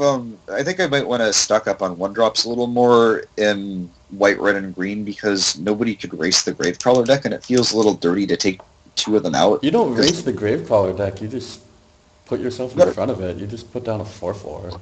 you race it. Oh yeah, but they don't care that much. Like you're not going to be able to block, or they'll like suicide their Gravecrawlers into that, and they won't care. Yeah. Let's I think about the wonder. zombies. It's really like unbeatable in your. It's Yeah, definitely beatable. Are you running enough like anti-zombie removal? yeah. I've got Anger of the Gods, Terminus, Hallowed Burial, Pillar Do you of run Flame. condemn? Yep, for sure. And I've got a bunch of life gain in the form of kitchen finks, some other stuff, Mm. right tusk. But it's not really enough. I think. Is there one person getting all the zombie stuff every time? Yeah. Well. Like maybe you Yeah. I need to think I'll make support it. it more. Like No, I the don't. thing in my cube is that like What there's a what couple I need to people. do is I mean to make it so that there exist other decks that want Gravecrawler Yeah, other that's what I than. mean. You need to expand the support of it. Like Yeah, that's what I was trying to do. So I want to. So for example, with Black Aggro, what would be the fun direction to take Black Aggro? Well, there's already like Nazi tokens. do you run Ranger of Eos? Yeah. Okay. Yeah. So it's still a zombie deck, though. It's if you're grabbing Yeah. two grave colors, it's still like two That's colors. Gravecaller and Carrion Feeder. That's the line. Yeah. Yeah, exactly. You get zombie pod, and then you get like black red zombie sack. But I was thinking I want more archetypes that are less zombie, or the zombies Alright. aren't stars of the show. Anatak says he wants the Gravecaller of green aggro. Like what is the incentive for what in the color pie is interesting about green in Oh, terms of attacking? because it's ubiquitous. Oh yeah, well green aggro. I claim to have one of the only cubes that can support a zoo deck, and you get Nakadal for Naya. I think I the play Nikado too, but that's I mean there's like a lot you of what know you're that's saying when you talk about like the one drops like the little accelerators like that puts me into yeah, the accelerators are obviously very good. It's another cube card where in constructed you're going to have a lot more, so you have to prioritize those. I guess for but it's just not super aggro-y, like I don't yeah, know. no, it's very aggro-y. The mana dorks are the quintessence of green aggro. I Actually, I don't consider like casting Thrun on whatever turn to be an aggro play. yeah, it's an But aggro. It's an other thing play too, but it's an aggro play. Like making a knight on turn 2 is kind of aggro. Making a boon satyr on 2 is aggro-ish. yeah, but you're not attacking on turn two. Like I don't know. There seems like a distinction to me. Yeah, it's just that you're right. There is green aggro that is one drop aggro, and then there's green aggro that also has mana dorks, and the two kind of overlap. When I think but- about like real aggro, it's like they have like two Great. cards that cost more than three. Yeah. So you have a Yeah. Kurt Ape. Yeah, you start off with a Kurt Ape, and then you make on the next turn you make the other ape and a lone lion, and you got a No, on green the aggro. next turn you burning tree emissary. Oh yeah, you just burning tree into what's a fun thing to burning tree into make you like a Skuse. That little Or- hog. yeah, like a fire pig Yeah. is a classic. Korean Dryad is another one that I've been having a great time with. It's really good in cube. I love Korean Dryad. The multicolor aggro. And there is no individual card, though. That's part of the issue with Gravecaller, is that there is no individual card in green aggro that really makes it. Yeah. So the I don't best, see why green aggro has been so like fetishized by cube designers. yeah, multicolor aggro is fun. Yeah, Green, red, but I've already got green, white. multicolor aggro. Like people Yeah. splash into green for Rancor and Bloodbraid and various things, but like, do I need do I need like solid aggro and even more colors? No, you don't need to go out of your way to support it. You just throw in like a Sky Shroud Elite. Yeah, I know, but like aggro's already great in my cube, and Yeah. sure I could find a way to like push it in green more, but like from what design aspect does that make things better? It's just there. Like I'm not going to say put in Jungle Lion or Mtinda Lion or garbage like that. It's just something that happens. It just Right now, feels like green is giving me a Yeah. lot of like white cards that are painted in a different color. Yes. Well, green aggro also encompasses those cards that are not explicitly green, like Crit Ape and Lone Lion, but they're green. And then like, I think the best one drop that you can have for green aggro, like you can have. It depends on the deck because sometimes you want Champion of the Parish if you have a humans thing. Sometimes you want Nikadal if you're straight up Nyazu. Sometimes you want Yeah. Goblin. You want Goblin But like Guy. what design problem are you solving by like if you were able to make green a primary aggro color, like right now I think we can agree that it's pretty secondary in the Yeah.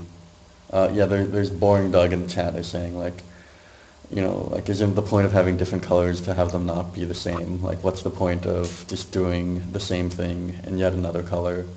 Yeah, I see no reason to throw in more Like more copies of these one drops or like bad one drops too. yeah, like if someone can give me like a good argument, like sometimes I feel like people are just trying to do something to be different.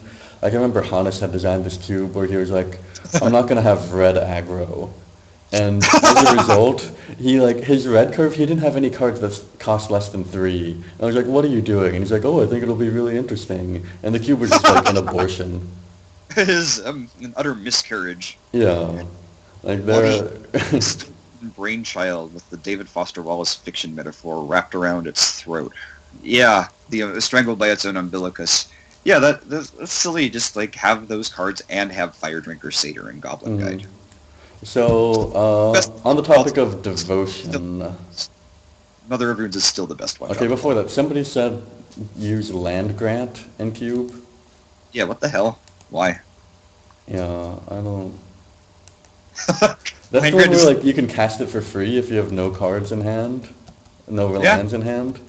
Yep, Mercadian Masks tech. It's good in Legacy Belcher and certain variants of, if I am not mistaken. But that's because it gets the land out of your library, right? Yes, yeah, that's all. That's all it does. It's not a card that does fair stuff. It's just a goofy ass card. It's like Equilibrium. It's just goofy.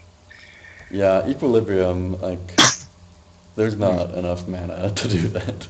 Well, if you have Great Loops going, but in that case, it's just silly. Equilibrium is like you have to You know. you have to put in like so much work before you get your first unsummon, you know? Yeah. Well, what I was thinking, Wads, though, is also how to fit the black aggro theme before we jump on to Devotion Yeah. and other stuff. Like, Devotion is certainly a part of that because the black-red and red-white hybrid cards are useful Yeah. for... I mean, like Press- before I had the grave callers, like I had the same number of black one drops. They were just like Diregraph Ghoul and other Carnifage. dude. Yeah, like Fancy you Empire know, Legislator, Pulse Tracker. like it's not like I really took away from design space to make that happen. Yeah, well, I never supported those cards in my cube, and I had shit for black one drops because I was not interested in putting those cards in my cube because my drafters didn't want them because they sucked. But the grave crawlers are awesome. Yeah, they are. I love the Bloodghast. I love that Bob is good now. I love that Blood Artist is. But The I'm best interested. feedback that I've gotten about the zombie deck is that it's really fun to play against. Oh man, it's so much fun. Well, yeah, it wasn't even all that much fun to play against this last time though because a guy built a sweet blue-black control deck and it was just like he had no chance against Zombardment or whatever. And so I thought about nerfing it a little bit, and I'm not exactly sure how to. I'd give it another chance how it is. I mean, of course you want to experiment, but I wouldn't be too like knee jerky in my design there. Oh.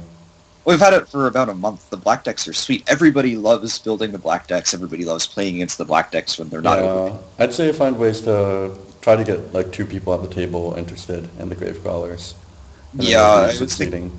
Yeah. I was going to ask you what the best way to do that. I was thinking like some sort of Junzu support would be sweet. Maybe something like Sprouting Thrynax, or Yeah, I mean, I've done a lot of things where I Blood very Hollows. explicitly put zombies that maybe are not optimal cards, like the black-white two-drop zombie. Tide That Hollow. Yeah, I put Tide Hauler Stoller in. I put the flying 3/4 blue zombie. I've got like I'm putting zombies Oh, in like all these other colors so that people are. I've even got Diregraph Captain.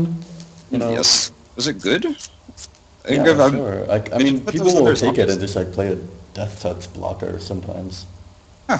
Very interesting because I didn't put the other ones. I did not put stuff like Stitch Drake and Diagraph Captain in because I Yeah. thought nobody else would really be interested in them. I will play But Stitch Drake in a lot of decks. Like it is not hard to get that thing online. Popper, baby. Yeah, with your Delver deck. I just think that Tideholo Scholar and Dreg Mangler are good. Tideholo Scholar is a heavy-duty legacy card, or at least once Hmm. was. And Dreg No, it Mangler is is... good. I love hand disruption and things that like it's a very interactive card. Yeah, it goes in a nice black-white D&T shell. Sin Collector's nice. Yeah, I play Scholar in the board of my stupid modern deck. It's the Yeah. White Hand Disruption. White Hand Disruption.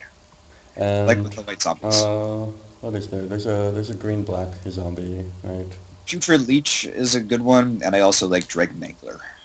What's the one that discards things? The troll, Lava Troll. lava troll. Yeah. No, anything but a turd out there the other day. Yeah. He went from Buster Bluth at age 9 to, if not Leo Messi, at least a respectable MLS salary man. He got it done. Thierry And- Henry and his retirement. Yeah, Zidane, once you discarded enough counters to him, and he rams in with the tenacity of a Pachycephalosaurus. Anyway, Laltrol it's a fucking good card. It's one of the best like $1-2 rares of all time. It's just a Yeah, matter of I'm running the the stuff uh, room. yeah, the sack one. I don't know what it's called. Someone help me out here. Well, you got to describe it to me. You can do the thing where you exile a thing from a graveyard and put +1/+1 counters on something. Brawls. Yeah, overalls. That's Brawls the one. was a turd out there for us. I don't know why. It was just a turd. Yeah. It's a cool card though. I had someone exile a Grave Titan onto a flyer once. That was cool. Yeah, or like a Death Shadow, but again, that's moving into the territory of like not too exciting. Oh, Eric is telling me that we have a glitchy chat that is... Yeah, I don't know what to do. If you want to tell me, you guys can see the screen. Someone can tell me that I'm missing something. We have more topics at least queued up. Oh yeah, we've got more things to talk about. So I was thinking with devotion. Have you done anything to transform slots that you would normally have, like do a burn spell to become Seal of Flame, or Nah. put Executioner's Capsule, like things that can put permanents on the board that don't clog the board? Not really, no. I guess I've added stuff like Spear of Heliod with the Veribos and Hammer of Perforos. It was pretty easy. I always had a bunch of non-clogging permanents like my personal fave of Prison Term already. Then I just love Prison Term. It's very war on drugsy at the very least.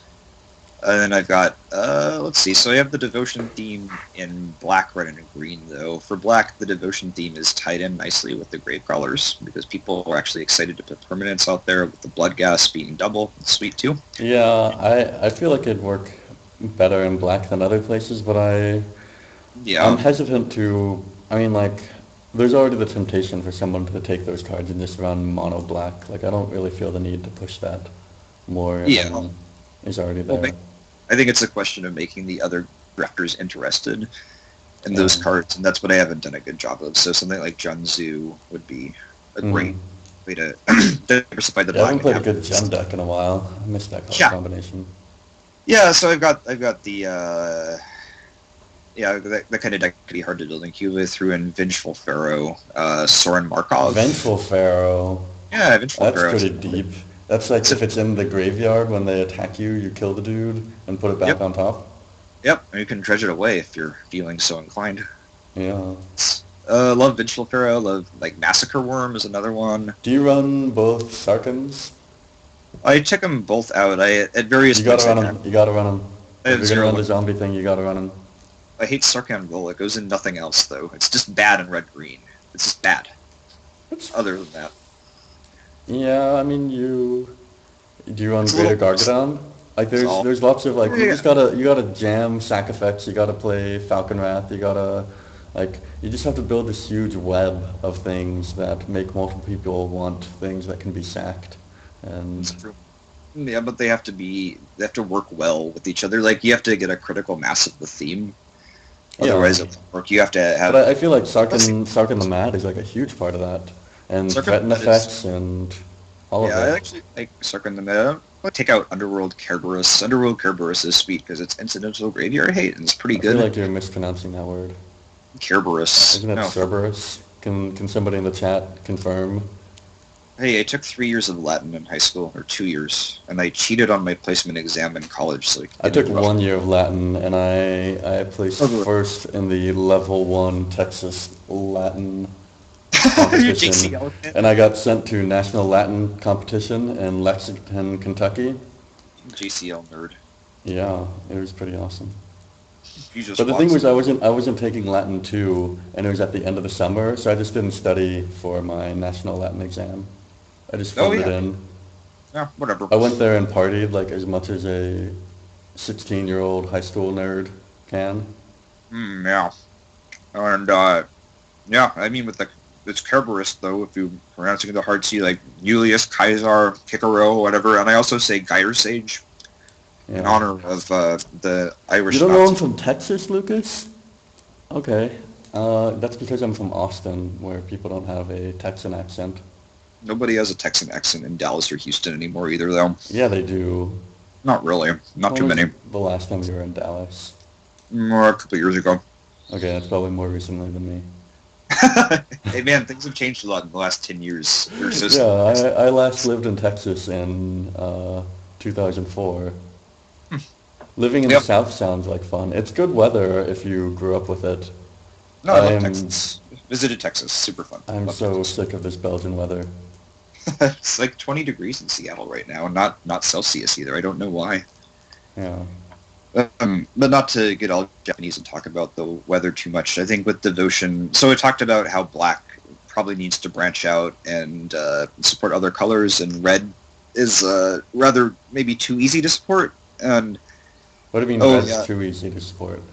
it's too easy to support the Devotion because Fnatic of Mogus and Perforos are just good. That's why. They're already just good, and red is. What did you further- take out to put in Fnatic? I don't know. Probably some dumb one drop that wasn't pulling its weight. Hmm. It's like you're adding a couple fours, but whatever. You can cut another couple fours. I don't. I think that is a very toxic attitude. You're adding a couple fours, whatever.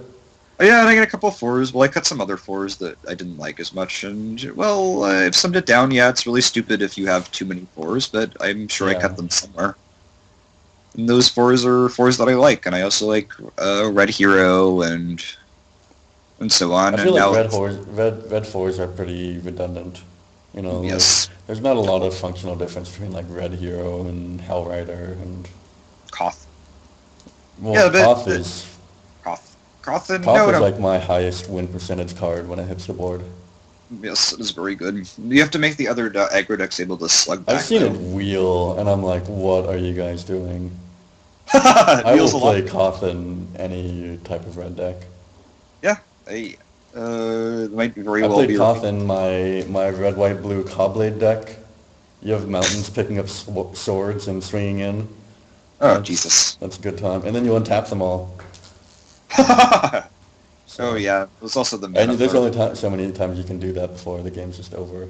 But Well, Koth is kind of functional, or functionally similar to those. Though he's good on. did you know that you can ultimate Koth and then equip a Basilisk Collar to a mountain and then tap it to kill something. Oh yeah, you have to make it a creature though, right? Yeah, Yeah, well, yeah, it's the of course, like Agent of Fates and Titan of Eternal Fire and yeah. So I played uh, standard for like 1 year, and I'm just like really. oh, well, I guess the What I classic wish is is that they had the old the new Legend rule back when I played my Sun Titan Jace Beleren deck, because then you could yeah, just like Killer Jace. use Jace and then you. Oh Oh yeah, the reason I played it was because it killed their Jace, right? That'd be a net bad. But I was just thinking like yes, you use Jace and then you play another one and you use it again and then you attack with Sun Titan and you bring the first one back and then you use it again. yeah, Sun That's a lot of Titans. cards. No, But Sun Titan is super degenerate. Sun Titan is all kinds of fun. yeah. What I was thinking though is that oh yeah, the new Legend rule is just good in absolutely no ways at all. Everybody, you know how when Wizards rolls out a big change like that, everybody's almost always like, fuck this, it's gonna be so much worse. Well, Everything people is complain always about that that state, in every domain. It's the not just perpetual decline. But Wizards. people were very bullish, yeah, like in everything, not just games, but also journalism or college. Every institution is always in a state of perpetual decline, and Yeah, there's I nothing mean, about sometimes it. it's valid, like when they tried to make Netflix into two companies, The and they didn't even get the Twitter account. sinking ship. Yeah, I feel like there's a big Oh, Golgari flavor text to be had about this. Like maybe Putrefy. We watch how I have no Netflix clue what you're talking about. Moto goes offline for a week or so, and then it begins to putrefy Yeah, and sure. decline irreversibly or We have whatever. we have some old questions we can go through. Oh wait, sure. Just really quick though, I think that Chandra is really interesting as a four. Like The new you've talked one? about red control. Yeah, the new one. Yeah, I The just put play. in my cube. It's kind of fun. It's a sweet card. Thinking about red control though, for another thing for red to do, I love Chandra. I think Perforos and Fnatic are also functionally pretty different from I the gotta say, classic. I like the zero. I like exiling the top card and just being like, all right, fuck it, I'm playing it. Yeah. No, it's super flavorful. It's really good. I love Chandra. Yeah. Although I did like the old Chandra too, the Firebrand. Because Oh, it took a lot of setup to like get use out of the -2, and I thought that was a fun way to play. yes, I think I was a little low on power level for my cube, but actually, Yeah. Chandra Nailar is sweet. I just like a bunch of other fives. I kind of Uh, like my Planeswalkers being lower power level though. yeah, yeah, that's fine. The thing about Planeswalkers that makes it hard to balance is that, like I wrote about on some other post, is that the natural enemy of the card that costs X is a card that costs X plus one. But if you play, in order to kill a Planeswalker, you're going to have to be proactive about it. If you play, for example, a Jace, and they play a Wolfir Silverheart, then what are they going to do? You just bounce it. Yeah, You can't well, go down. Jace is its own like. There's my. Okay. Yeah, well, but still, though, in order to kill a Planeswalker, it helps to have a board presence beforehand. And Yeah. they just I function a mean, little bit. You need to while I have was talking decks. about Netrunner earlier, like the Yeah. Planeswalker design of being able to like convert damage into removing a permanent off the board is very Netrunner-esque. Oh, you mean attacking the walker? No, I love Yeah, I mean, Planeswalkers. like They maybe if Magic had been like reinvented now, like all permanents could be like have some like loyalty thing that they could be removed through damage if you like really wanted to go down that route. Maybe no, that's too it's no, fiddly, but that's too dumb. It's just way too yeah, complicated. Game is hard enough as is. yeah. We're talking about tanking for ponders. Just like imagine if you could attack a hero of Oxid Ridge. Though there have been, Hearthstone looks so bad. I've yeah, my watched friend. many hours of the stream, and it looks like a completely non-tanky game. Like people just Yeah. sit there like bored, like okay, I know what my next 3 turns are gonna be, Uh, and I have not played it. I cannot pass judgment as I don't know. somebody I that's have a always beta good at it. key sitting in a Oh, Facebook message that I have not touched, oh yeah, and just ship it this way, and I'll see what I can do. But I will say my friend who got me back into Magic really likes it, and mhm. he probably will not in about a month. But for now, I don't know. Yeah, could be. Would you write about it for the front page? Yes, I would. Okay. I I'm would still waiting for have. Eric to write about that goddamn Hex game. Hey, I'm really bad at picking up the rules for new games, but I would write about Hearthstone, and I would have my friend come in as well. I don't care about the rules so much as like commentary on the design. Yes. but it's hard to comment on design if it's hard to comment for me on design unless I have some sort of competitive grasp of Yeah, what it is to be that kind of constrained optimization. I think a lot of the worse ideas on Riptide Lab come from some of our players not being well versed in competitive Magic and therefore being errant with their power level assessments. yeah. I mean, power level assessment is something things can go wrong if you do it badly. Um, Yeah, they not necessarily do. Um, I'm obviously I not don't know. immune to Design's this. just Nope. fun. Like I have a friend who's designing a board game, and I was over there a couple weeks ago, and I played one of his prototypes, and it was just like awful and boring and repetitive. And so we just like started breaking it down and like trying to think of elements, and I was pulling ideas from all sorts of other board games I'd played. So Yeah. like I played a new game last night. I mean, it's a common game. It's like Memoir 44, but like I feel like just learning any game I can gives me new ideas, new Yeah. things to apply. Yeah. I love the comparisons that can be made between games. And also the metaphorical games, not just StarCraft and poker, chess, Scrabble, MTG, what the top five games of I all feel like time, but there's a lot also of like practical ideas to apply in StarCraft, but StarCraft is a game that I have difficulty using in like a theoretical context. Like if I'm trying to do something, or maybe it doesn't translate well to Magic, it but doesn't translate well to Magic. It translates well to other things, though.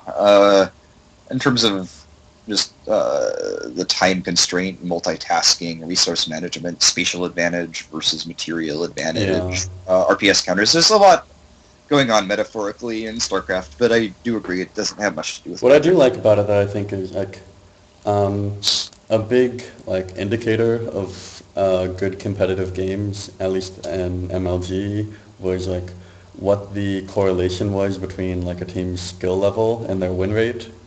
Yeah, And in the golden age of like Halo, when it was really good and popular, I know some people think that it was always shit because it was console, but it actually had a good competitive game to it. And the better mm, team would just like always win the match. Like you yeah. never felt like some result was unjustified. And I don't get I think that that's sense at all. And I mean, obviously Magic's a random game, but I feel like there's a higher correlation between skill and win percentage in like cube than like in regular limited or in yeah, constructed even. yeah, Uh, certainly.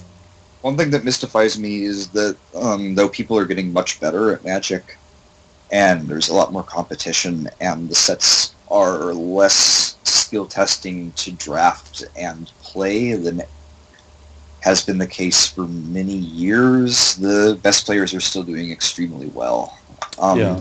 I don't know why. That's like Wizards trots out that argument, and to defend their design, like they're not dumbing it down because the good players are doing better, and I have a difficult time answering it because it's obviously true and to some extent, even if it's a bit of a cop out, and I don't understand why it works. I have a question. Do you think that Yeah. Magic tournaments could be run without Swiss pairings as they're currently done? And the context for this is like one of the problems that we had at MLG was Yeah. that if you have like these set rounds, is that like you don't know what matchups are coming up ahead of time, and that there's like a lot of downtime. Like the round starts for everybody, and then like if the people who are on your main stage finish, you're just like Yeah. killing dead air before the next thing. And there were other problems. MLG ran under like a bracket where the top teams wouldn't really start playing each other till the end, so the beginning of the tournament was boring to watch. And that's kind of also a problem in Magic. But I feel Yeah. like that's not a solvable thing if you are so tied to this kind of archaic Swiss pairings thing. I like Swiss in general, but I think I would like to also try stuff like a normal bracket or just like a football season style thing where you have predetermined pairings, then you can Yeah. make the playoffs, and then maybe you can have a cut to top eight based on those things. The top eight is also somewhat archaic. Why couldn't it be top four or top 16 sometimes? Like in a sense, like the Magic tournament system is very, what's the word I'm looking for? It's like a meritocracy kind of. Yeah. But I don't feel like it does very well from like an entertainment standpoint.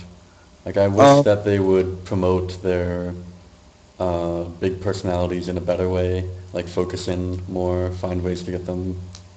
Yeah, like pay them actual money would be my argument, obviously. No, I don't think that Swiss is really the issue. Like, you brought up promoting the personalities, everything else. That's Well, every time I try to Swiss watch is, a Magic tournament, it's like I tune in, and it's like 30 minutes of dead air between a round, and I'm just like, oh, oh, yeah. I don't like want to watch Hagen talking about I don't want to watch graphics. anyone talking about like, show me an interesting match.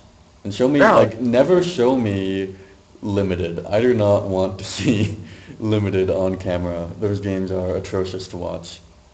yeah, more I often know than you're trying to promote your product, but just show me modern every time and well, we'll be you can fine. say that, yeah, but you see that now Ben Stark has drafted the Borderland Minotaur, which he picked up on the wheel in Pack 1, Pick 9 for his blue-red deck. It's just the most Yeah, I mean like common because I have the self-satisfied sperm limited group. is one of those things That's that's fun to do terrible. but not fun to watch.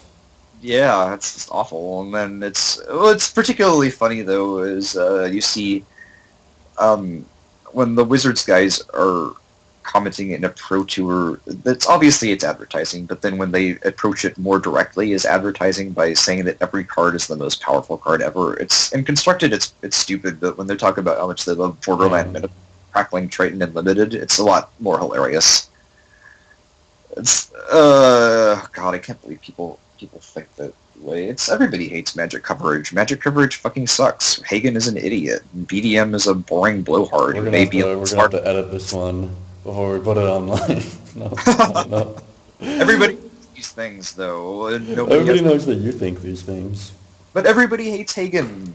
Nobody likes official Magic coverage. It's just the I had a sparsity. thought, So but don't your fuck rant with it. just totally. Let me try to recapture it. You go first. Uh, yeah, magic coverage. Yeah, okay. So here's I got it. I got it. Yeah. So there's a big difference between, and this was always like what kept a lot of MLG games from like being good to watch. Like there's a difference between like when you watch StarCraft, Yeah. the commentators are not trying to like convince you that it's interesting what's happening on the screen because they know that you know that. Like they know that they have good games that they're showing. They don't try to like bullshit to you and be like, "Oh, this is the greatest match ever" all the time. Whereas Yes. like in like Call of Duty or like in Magic coverage or in the MLS, like I feel like they're trying to convince you that it's worth watching. There's a big difference between like watching MLS and watching EPL. It's like you tune into the EPL and there's this sense from the commentators like, oh, we're witnessing something special here. And then on MLS, oh, this is really cool. You guys should really watch this. This is the greatest thing you've ever seen. And you're Yeah. like, no, it's not true, and they know it's not true, and there's like this It's authenticity that's not there. Yeah, it's a very shamefaced thing to do. Hey, what I think though is maybe we have better announcers in Seattle than the rest of the league. However, you're I obviously don't know. I haven't watched you're probably totally Annotex as it reminds him of Christian music. well. Yeah, as an MLS season ticket holder, though, I totally agree with you, and I don't see this. It's obviously just bad business strategy for Wizards to do this. It's bad business strategy for them not to put a lot more money into the Pro Tour and have actual commentary. Is And it? though I there are mean, certain like, I difficulties. assume that company is making money like hand over fist. Yeah, of course. So, like, So it's yeah, especially maybe they're not like min-maxing it correctly, but like yeah. I doubt a lot of people care. Yeah, because they're making money hand over fist because of the quality of the product, which could be a lot better, I would say obviously. one But of the solid byproduct. Someone was asking about like why is Magic so expensive, yeah, and like the contest ideas thing, and maybe we can get to that in a minute. Um, but one of the byproducts of it being so expensive is that there's actually a fairly like rich community surrounding the game that pushes the uh, game forward. You rich know, is healthy or rich is in metaphoric rich. uh, I mean, like, regardless of like what you think about, say, Both. Star Let us City say Games or whatever, like, they're producing tons of content that keep people interested and hooked into the game, and they can do that because there's such a like big market for secondary card sales, and yes. that would not exist if like they have these games that just have like no secondary market, like Netrunner, and there's not good content out there for it Yeah, because no one's kind of. incentivized to do it. Yeah, like who cares? Well, people are incentivized to write magic articles, kind of, but it's not like Yeah, I there's mean, really as much money in the game as there ought to be for any of the players, and it makes the players, it makes them less rich in both monetary and, uh, um, let's say, spiritual standpoint. Everybody's, yeah, I mean, but I it's still feel pretty good. like I like Special. I'm gonna rant here a little bit. Like, Yeah. so I've seen this a lot where in esports, like the common thing that happens is like a lot of people pursue this like dream of like becoming the best at whatever game they play. And a couple people make it, and the other people are just wasting their time. And even the Yep. people that make it, like eventually, like that game is not there anymore, and they fall to nothingness. And I feel like it's kind of this is not if I had a child, I would not want them to pursue like professional status in any of these games. No, of course And not. the reason that they do it is that it's like this like easy like tangible goal. Like you're just trying to make something out of like your hobby. You know, you're Yeah. not trying There's to what like go become great at programming or making art or something that's more difficult to quantify. programming is not all that difficult to quantify. Living in Seattle, there is one game, one explicit game where you can Yeah, the should UC Melbourne. encourage. There was one explicit game, yeah, poker, where you should actually encourage your kid to do that. I found it rather demented, for example, that my friend was sent to law school by his parents when he actually is more talented at poker, and rather than I spending don't know. I mean, like rather than you spending can't do like poker professionally in America really anymore unless you're like cashing in live tournaments. yeah, this wasn't the case a few years ago. At the time, though, Yeah, but I would say that like not two that's grand. the current reality is a bit of a counter argument to your assertion. It's certainly true, though the market for lawyers is also shit, which is I would also hilarious. say that like, you know, regardless of what you think of lawyers, that like having an actual job for most people is probably more uh, Those can get emotionally them. satisfying. Like Yeah, back when I was, you know, those people I can was in get the them. middle So of the poker tier. I was like netting $30 profit an hour multi-tabling. yeah, it's good though. Yeah, but I hated it. Like I was not doing anything with my time. Like I was Not just like a a booth that I checked into and sucked money out of some economy until I yeah, had enough to go buy groceries, and then I did that again. yeah, it's not for everybody. I mean, it happens. I think that poker is such a good and rich Boring game. Doug wants to know where to go for poker content because he Oh, says he's awful and he wants to get better. poker content, I would huh? read books. I used to say don't read poker books. Do not read poker books. What? 2+2 used to be really good. Two I plus don't. two is good if you're like in it. Like poker books are great for giving you like the fundamentals of like how to start thinking about theory. Yeah, you have to play a lot though. Yeah, but if you don't have the What's ideas, like once you have the ideas, then you start applying them and you start refining them. But you don't have like a framework to get better at poker. Like yeah, I but you feel like if you don't that learn the fucking theory, then you're just like learning like um, well, anecdotal rules for like how to play in certain situations. And I feel like those that's anecdotal a rules. That's the way that everybody thinks in. That's the way. Like, yes, there is some benefit to systematically studying level 0 stuff. That like you, it's good to know that in the ante stage of a tournament, if you have 10 big blinds under the gun with ace 10 offsuit, you should always cram. yeah. But also, I think that those heuristics are really important, especially if you're going to play live. I recommend one poker book and one poker book alone, and that book is called Kill Everyone. Other than that, just play a lot. Is that by Helmuth or? It was by a bunch of guys that I think Helmuth collaborated a little, actually. Hmm. And Helmuth, despite his persona as a nit and blowhard and an emotionally unstable fuck-up, is an extraordinary no-limit poker player. As a lot of the stuff he does on camera is to convince people that he sucks, and he really just does not suck. Yeah, I mean that's a solid line, right? If it Yeah, increases your EV. Helmuth is an idiot, and Helmuth is an immature jackass, but he's also a genius, and there's a lot to learn from him. Yeah. So I think mainly though, you don't really get better at playing poker live though. Like the Magic guys that play poker that I know here are all fucking awful. Like they may have made profits. I guess there's one or two exceptions that are quite they're good players, but you don't really get better playing live. You don't get enough volume live. Yeah, you don't, and you play against exclusively awful players, so you learn how to exploit them and nothing else. Like, don't get me wrong, you make money, especially as an MTT grinder online, exploiting awful players. But I think Do a you? lot of yeah, MTG daily tournament takes like 4 hours, and yeah, you're multi-table. But you're playing a bunch of fish is the point. Like the only benefit of live poker. yeah, but first you've like spent several $100s on a deck. Like you have to put in so much time to like break even on Oh no, wait a Magic minute. and No, still be poker like in the MTTs. top percent. Poker MTTs. Oh yeah, if you want to get better at Magic. I thought you were talking. I thought you started saying that on Magic. You start. Okay.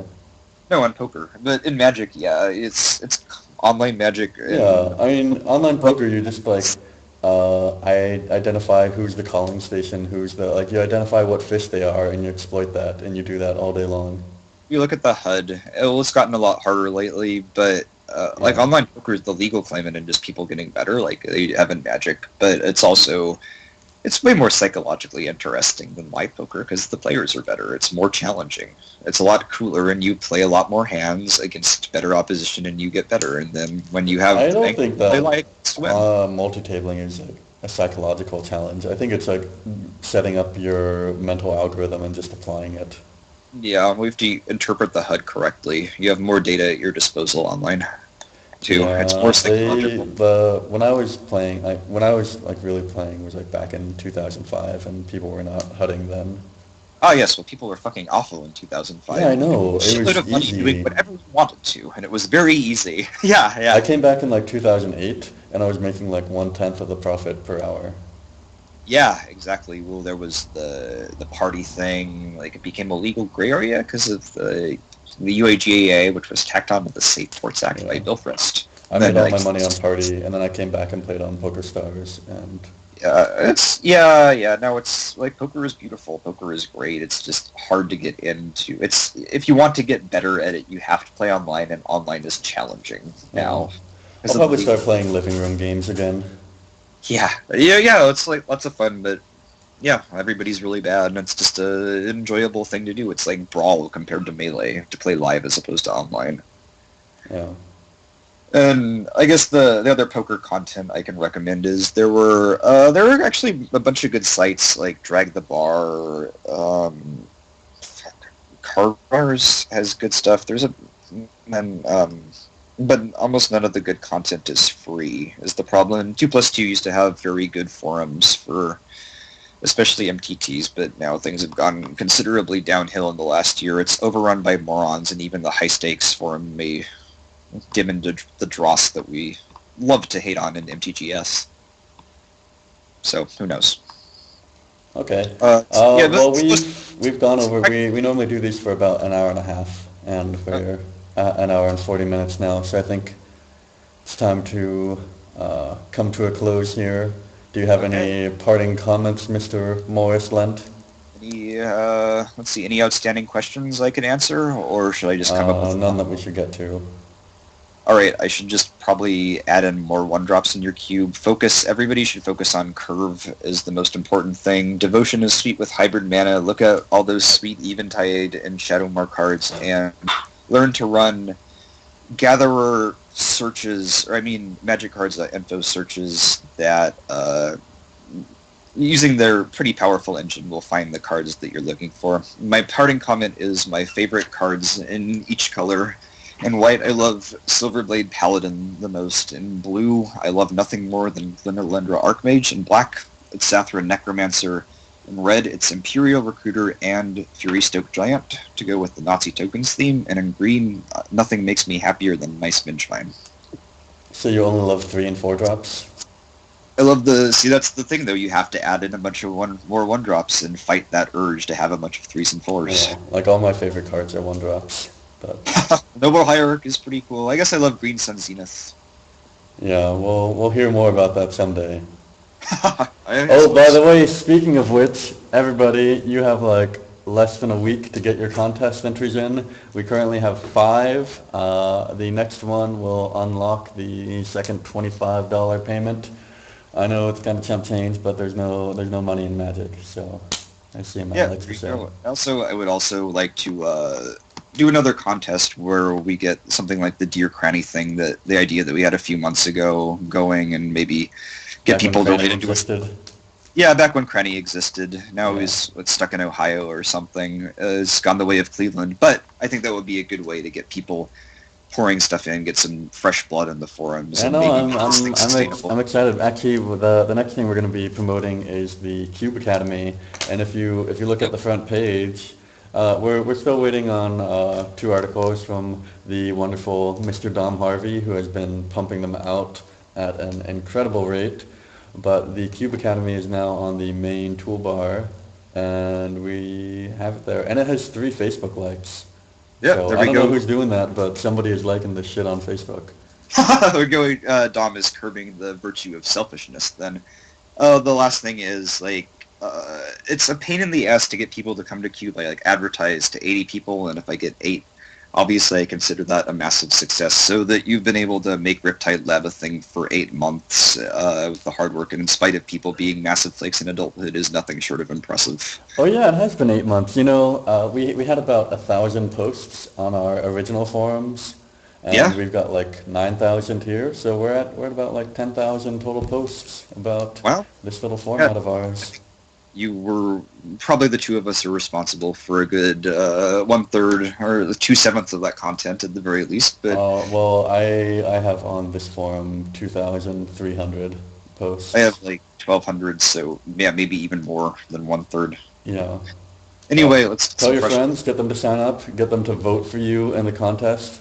I don't care if Absolutely. you do cheating. We're Yeah, gonna stuff. accept new members. Get the stuff on Channel Fireball, get everybody advertising, spread the word, and I think come up with contest ideas because something like Dear Grant, this Let me contest. let me say this goes to CML and also to other people. Maybe the best way to advertise our forum is not to flame Star City Games, our authors, in their own articles, and then tell people to come here. I don't think that is necessarily something that will generate goodwill. Yeah, okay, point taken. Yeah. I don't know if anyone that is not CML has ever done that. Yeah, nothing But- better than giving those kinds of people an excuse to keep doing what they're doing. Well, apparently one who will not be named here used to come to our site every day and complain to one of our former owners every time he was mentioned, whether it was in a positive or negative context. Okay, but, well, you know, keep giving us the page views if you wanna keep running queries on your name on our site. yep.